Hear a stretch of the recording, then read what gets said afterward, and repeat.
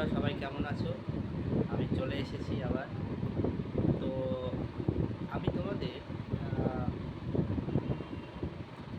আগামীতে কিছু ভিডিও তোমাদের সাথে শেয়ার করব, যেখানে তোমরা ইঞ্জিনিয়ারিং গ্রাফিক্স অ্যান্ড ডিজাইন এই সাবজেক্টটা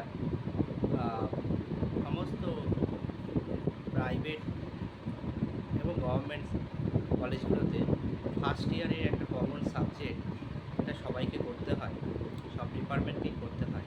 সেটা হচ্ছে ইঞ্জিনিয়ারিং গ্রাফিক্স অ্যান্ড ডিজাইন।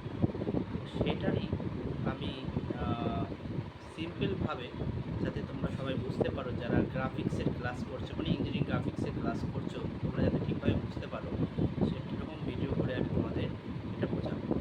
তোমরা আশা করি তার থেকে শিখে সহজেই সেটা প্র্যাকটিক্যাল লাইফ এবং এক্সামে বিভিন্ন প্রবলেমগুলো সহজেই সলভ